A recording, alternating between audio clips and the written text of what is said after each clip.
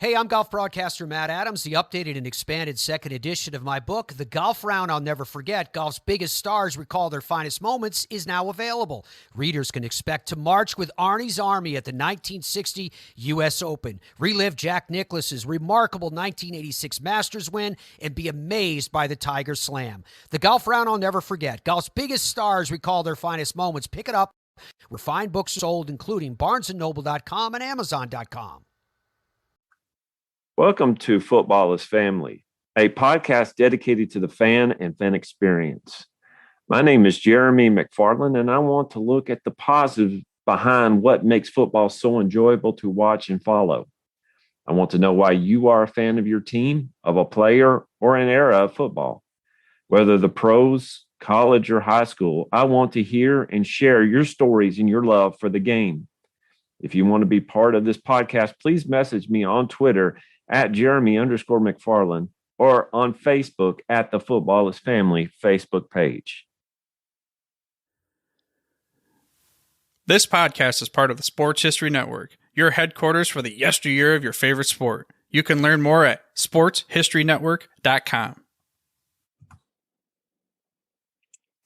And we'd like to welcome everybody back to the Football is Family podcast. And I've got a couple of guests here that I'm going to let them introduce you. They're part of the family here at the Football is Family podcast. But before I do that, as I have mentioned in the past, one of the things about my life in particular and my family's life is that mental health is an important aspect, not only to the McFarland's well-being, but I believe to everybody else's well-being. And this month is Mental Health Awareness Month. So I wanted to throw out a number that I want to let y'all know.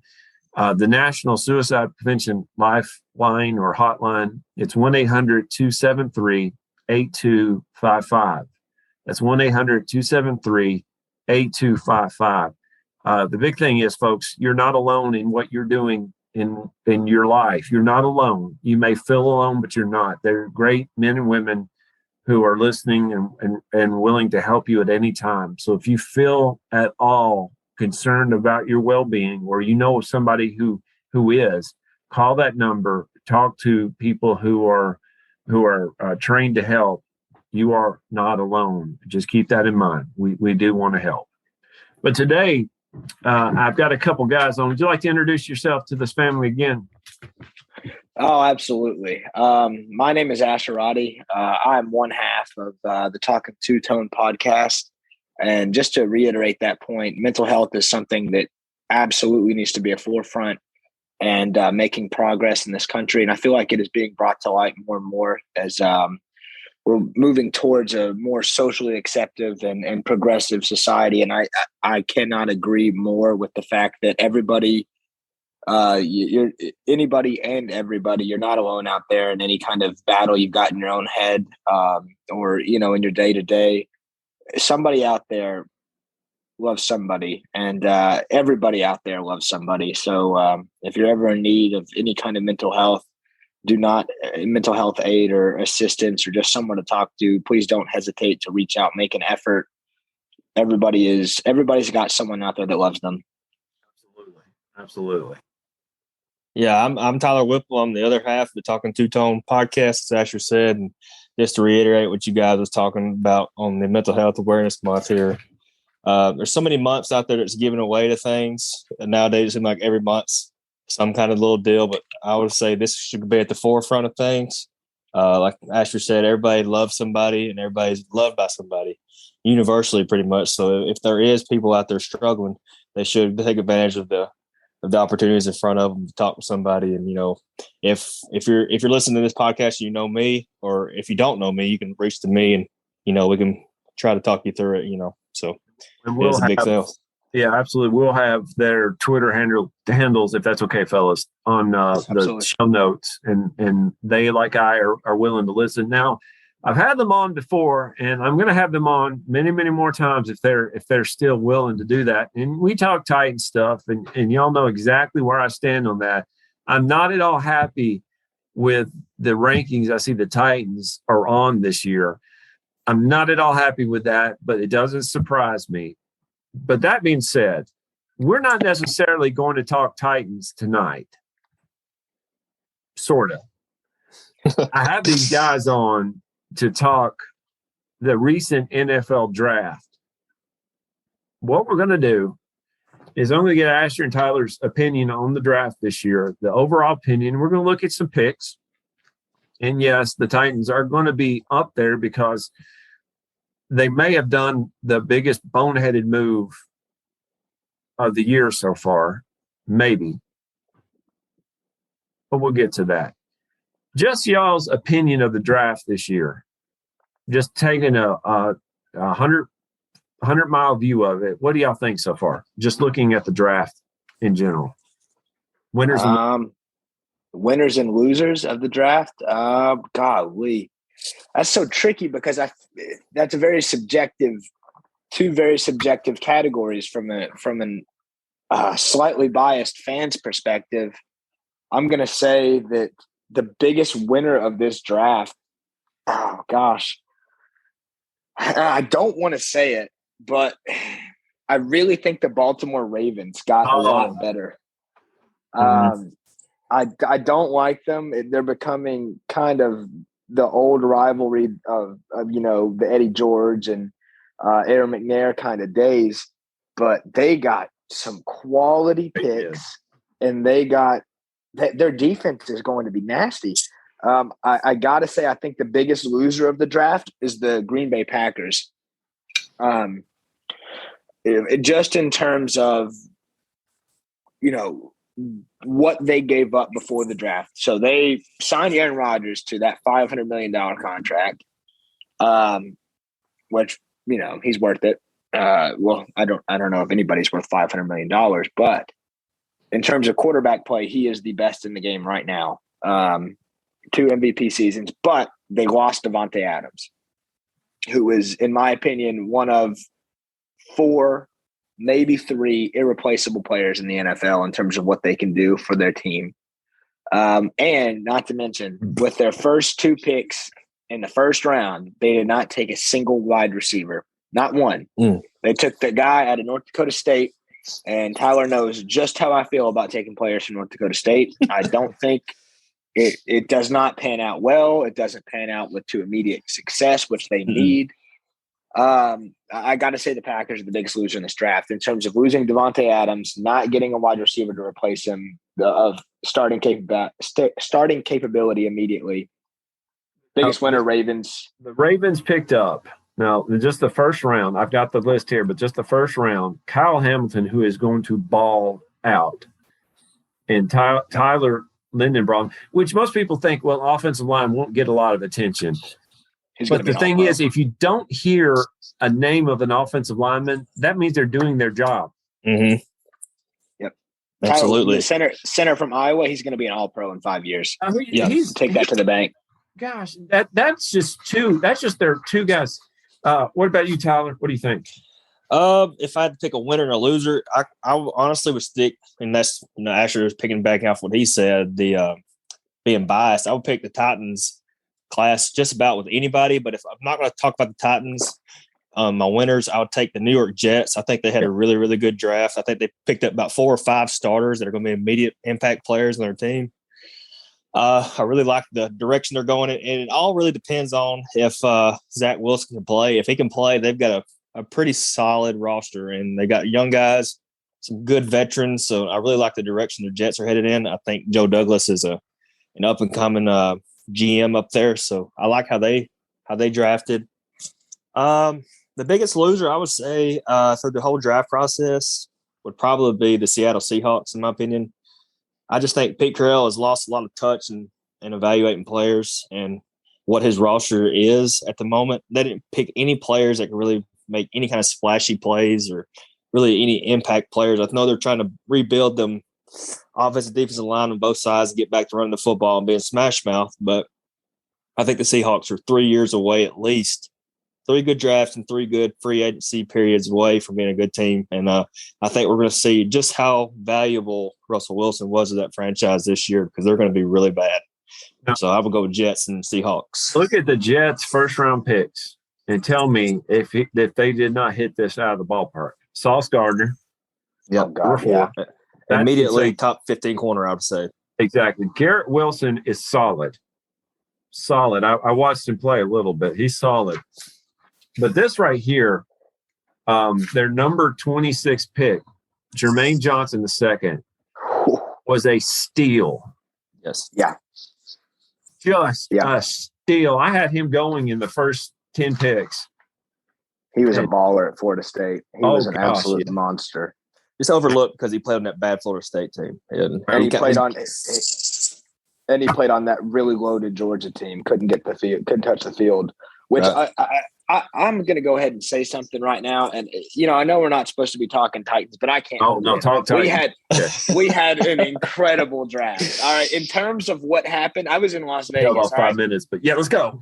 Yeah, I'm sorry, I can't hold it in. I was in Las Vegas for the draft, and when the AJ Brown news hit, I wasn't planning on getting down to the stage area until the 26th pick. When we traded AJ Brown, I literally went out into the hallway of the hotel and just laid down. I was like, oh my gosh, because at that point there was a massive run on wide receivers. I think there were 4 wide receivers off the board at that point, 3 or 4.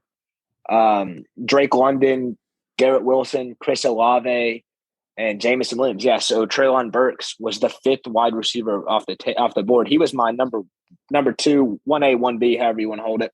Yeah. But that was in addition to AJ Brown, not in spite of AJ Brown.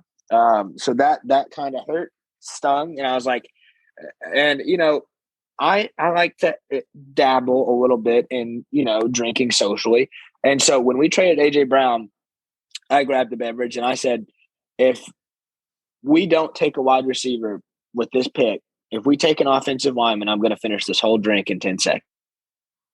If we do take a wide receiver, I'm going to drink 5 seconds of this drink. And we took a wide receiver, so luckily the rest of the night went well. But I love trading 26. Tyler and I talked about this. We were back and forth on this on our podcast, probably 5 podcasts in a row. We think we were going to do it 26. And ultimately we traded back because we got a wide receiver. And then we added incredible depth to the defensive backfield. Roger McCreary is an insurance piece and could potentially start for most any other team in the NFL. He is a press man. He is a press guy. He will get up on that line, on the line of scrimmage, and he will beat you down. I watched him play against Alabama, and he was a problem with those wide receivers. Jamison got ejected for targeting, but he was a problem for John Mechie. And so then, we take him. I'm like, all right, okay. I see what John Robinson's doing here. So then we get 26 and we pick up an additional 3rd. Then we take an offensive line. I'm like, all right, the Ohio State guy, he can play. I think he was from Ohio State. Yeah, probably. Yeah. Petite Fierce, Ohio State. Yeah. And then I'm like, all right. I can rock with this.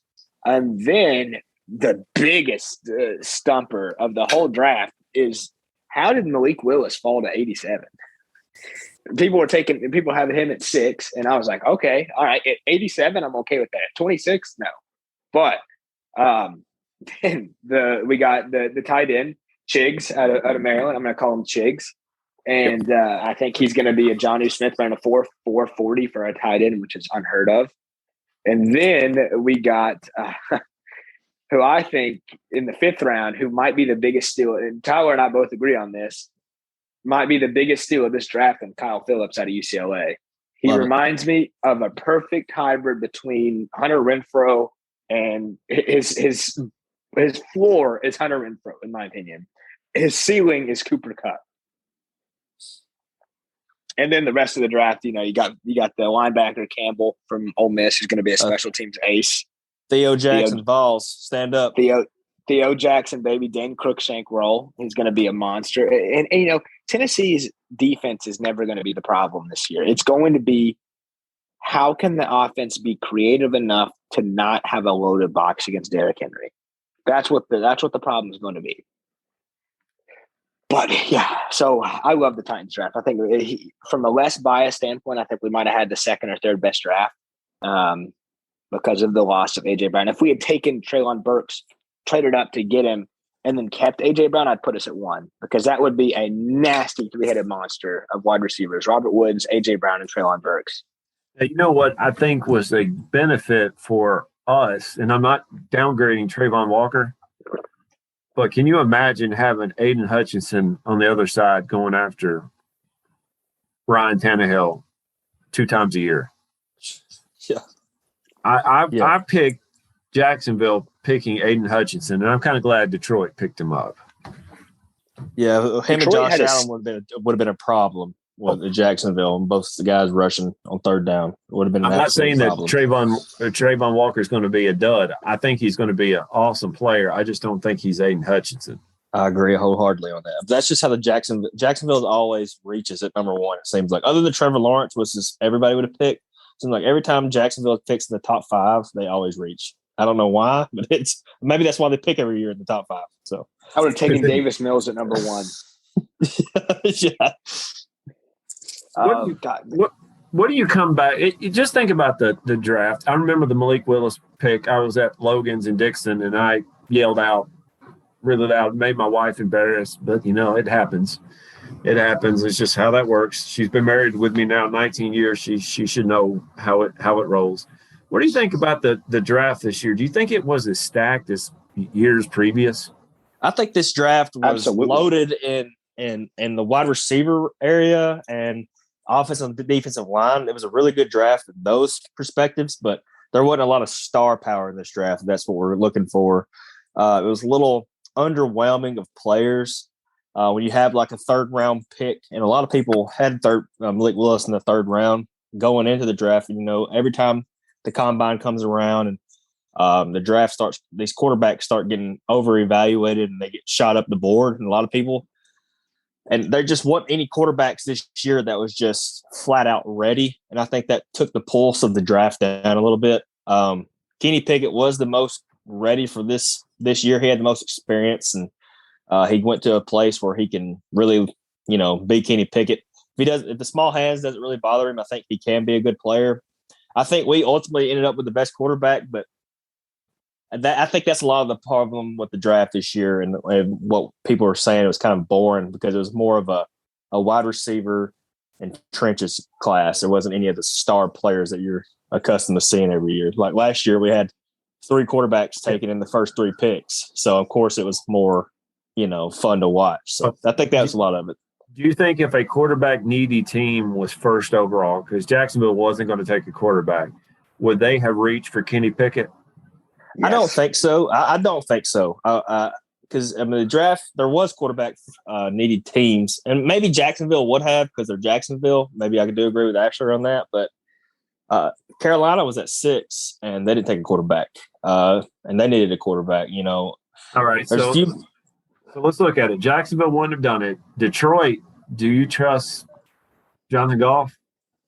I trust him. He played pretty well for them last year. He's been to a Super Bowl, so all right. Jared Goff isn't a slouch. No, he's not. For a year. Do you trust Davis Mills? I say you roll the dice. Yeah, I think so. Who's you got there? Yeah. New York Jets weren't going. New York Giants. Now, I do not knock the Kayvon Thibodeau pick. I think that surprised me that he dropped that far. But would you trust, Danny Dimes? No.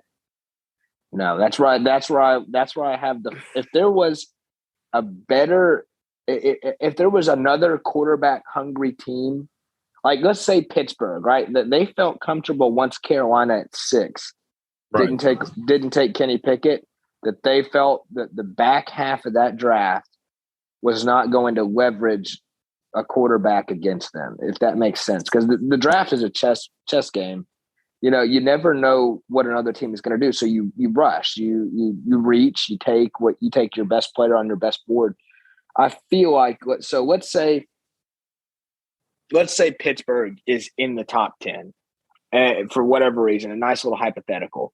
And then we say that Carolina is at 6, and let's say Pittsburgh is at 10. All right.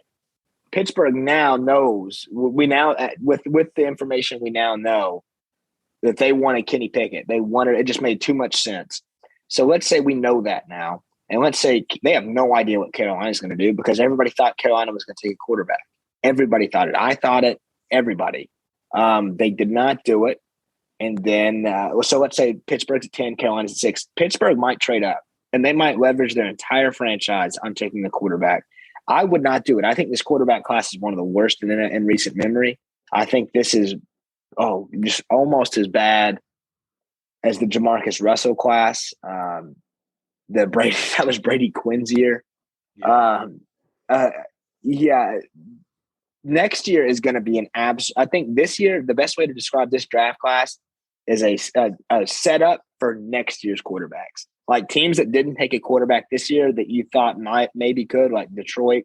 If Bryce Young is sitting at 2 and CJ Stroud is sitting at, if CJ Stroud and Bryce Young are both on the board at 1 and 2, and you got Jacksonville and you got Detroit at 2, Detroit's trading up to 1 to take that pick. And they're gonna leverage everything to take whichever quarterback they have. And then let's say Carolina's at 6, they're gonna leverage everything they can to try to leapfrog Detroit. I just think this class was extremely weak. We saw people mocking Malik Willis at 6, and he fell to 87. So I think this class has potential down the road. Like Malik Willis, for everybody out there, Malik Willis is not going to start this year. He's probably not even going to be the quarterback 2 week 1. You think about that, Logan Woodside will be quarterback number 2 week 1. And I would put a large sum of money if I were a gambling man on that.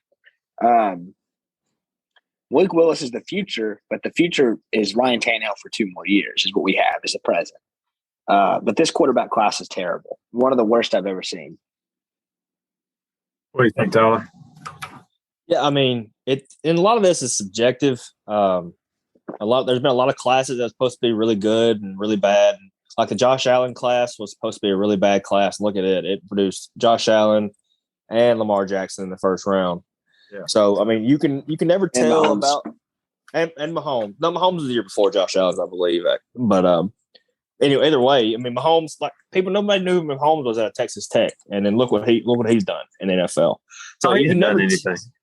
Right.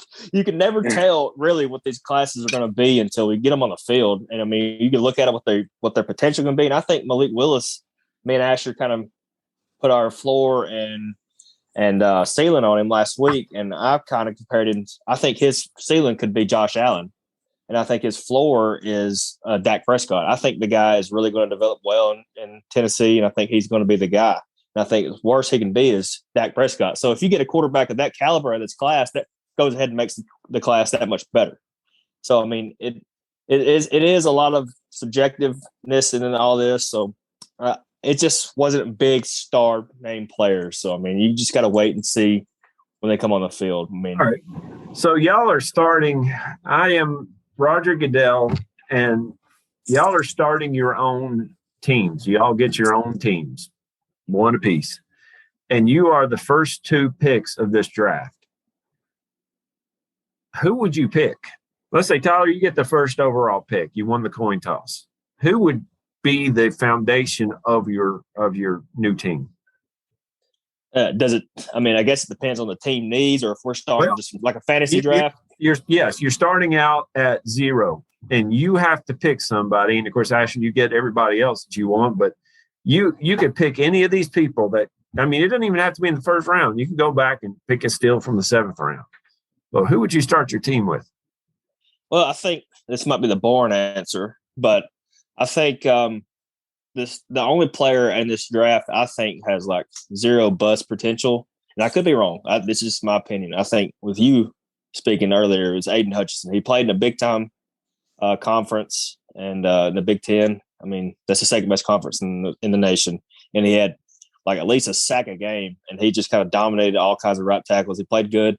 Or left tackles, and he played good against Georgia. And I mean, if you're playing against Georgia and they had 15 players get drafted, I mean, that's a lot of NFL players. He's still one of the better players on the field. I would have went ahead and picked Aiden Hutchinson out of this class because I think I'm picking a fantasy team. I'm picking best available regardless. Right. And we can get our quarterback later on. I would pick Aiden Hutchinson. I think he's the best player. All right, Asher, you can't pick Aiden Hutchinson. Who would you pick? I would trade the pick, and then I would take Will Anderson next year at 1. I would trade the pick, take Will Anderson. Nah, but yeah, that's what I would do, or Bryce Young. But if Watch Bryce Young this year. Just watch him ball out. I'm just saying he is going to light the world on fire. Will Anderson was better than Aiden Hutchinson. Will Anderson is better than Aiden Hutchinson is right now, and he was better than him last year. And I will take that to the bank. If I'm building an NFL team, this isn't a fantasy perspective here. Oh man, I'm taking Evan Neal because I think left tackle, Cornerstone. Tackle. Yeah. Yeah. Would you put him left tackle? You put him left tackle. I'd put him at left tackle, and I wouldn't worry about it for 10 years. Look at the Giants and what they did the first 5 to 7. The Giants did themselves a service. And I'm telling you what, the Giants have not done themselves a service for about 5 years, but this year they did well for those 2 picks. Now, let's do a couple more questions here, and I'll let y'all go. Thank y'all for coming on today. Absolutely. Go back in your memory here, and let's go past the 3rd round. Let's go into the 4th round and further. Do you have a player that's going to surprise some people that you could think of off the top of your head? I've got one of them that we have. I've got another one who I think can win a starting job, and I've got another one who not a starting job, but can contribute immediately to the team. Okay. If I'm not going to be a homer, if we're not going to choose Kyle Phillips here for the Titans, I'm gonna take Brian Robinson to the Washington Commanders. Good one. They took him in the 4th round, I believe, 3rd or 4th round. I think he's going to be a baller for them. I think, you give him 8-10 carries a game, he'll get you 6 yards, 5 to 6 yards a carry. He's going to surprise a couple of people. Other than that, gosh, there's just so many. The tight end from Maryland that we picked up, Chiga, I think he's going to be a baller. But yeah, I'm taking Brian Robinson on that pick. Maybe Christopher Allen. If I had to pick one player, and we're talking about being homers, y'all know I'm well acquainted with the Vols. Alontae Taylor could end up being one of the best picks out of that draft for the Saints. I think he's a day one starter for those guys. And I really, if you want to get him a comp, look at Kevin Ballard, because he fits the Kevin Ballard mentality and role on the Tennessee team last year. The defense was underachieving, but Theo Jackson and Alontae Taylor were absolute studs on that defense. Alontae Taylor had a big pick 6 to beat Kentucky, which was a good team this year. I really think he's going to be a standout for the Saints. But that's the key player I can think of right off the top of my head, and that's really because I'm a Vol at heart. So, but yeah, I would go Alontae Taylor. Well, fellas, I didn't realize that I have a time limit now on Zoom. They're starting to do that apparently, and I don't know if you can see it up there at the top. So, hey, Zoom, I'm giving you a shout out here. Upgrade me to Pro, please. If you were to look at it, give me a sleeper, and then we'll have to finish with this. Give me a sleeper Super Bowl pick this year. Sleeper Super Bowl team. Under the radar. Gosh. If I had to pick one, and I think a lot of it is, then I won't know if they're really considered a sleeper at this point because they made the NFC Championship game last year. I'm going to go with the San Francisco 49ers. I think their draft was decent. It wasn't great, but they have all the tools in place. As long as they stay healthy and they've got a good coaching staff there that's been known to make deep runs in the playoffs. Even if it's Trey Lance or Jimmy Garoppolo shows you he can get to the Super Bowl. So I think the 49ers would be a sneaky good pick to go gamble on if that's what you want to do with it. We don't push gambling. It's a recreation thing. You do what you do. But go ahead. Sleeper Super Bowl pick. I don't know if it has to be a pick or a team. I'm picking the Rams to go back to back. If that counts. If I had to pick a different team to make the Super Bowl, I think the Ravens. This might be the Ravens' year based off their draft. Their draft is the Rams are leveraging 5 years down the road. They're going to tank in a couple of years, but until then, they're going to get some rings.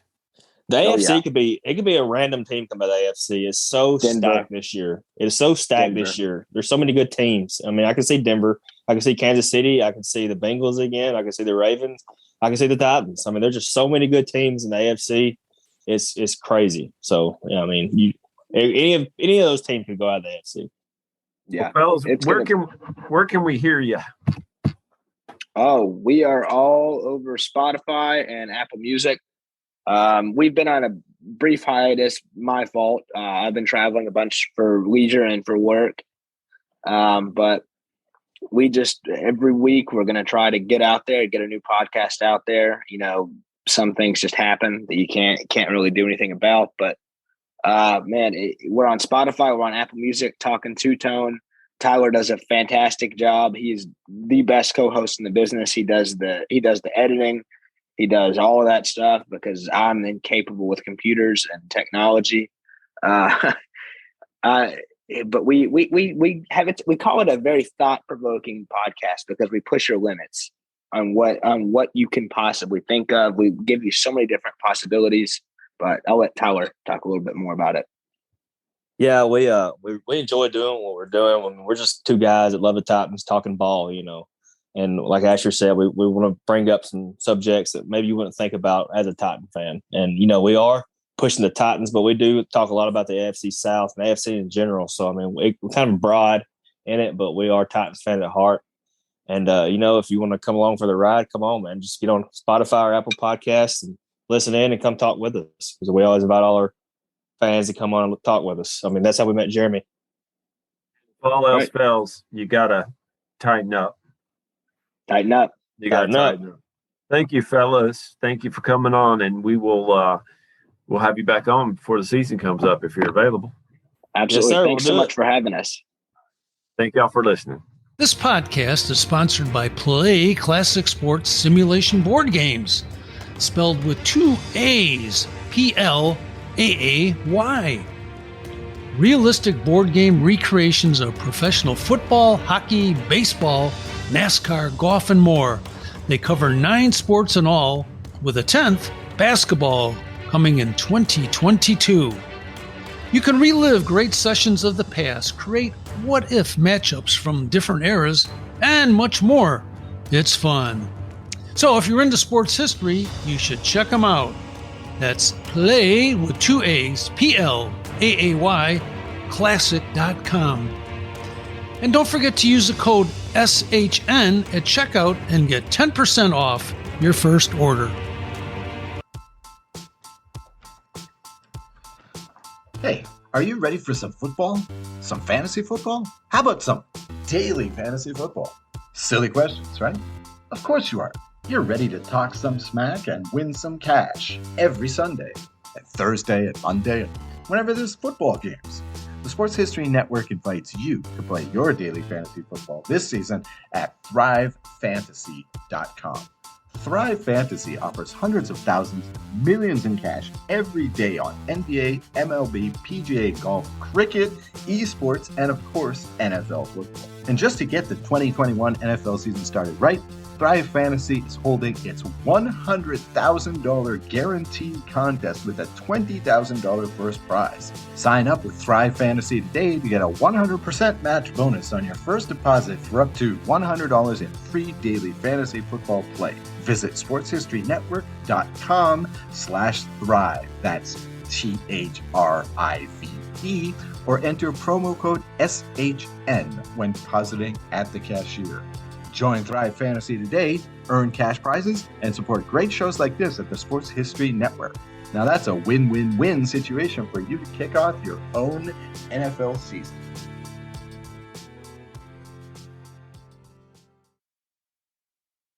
At the Sports History Network, we're all about sports yesteryear, and so we're so pleased to introduce you to Row One, an online memorabilia gallery and shop that brings your sports history to life anywhere. The Row One gallery includes over 5,200 gorgeously reproduced prints of team posters, game program covers, game tickets, advertisements, and more in baseball, pro and college football, pro and college basketball, and more. And any gallery item may be printed in a variety of sizes on wood, metal, canvas, acrylic, or poster paper.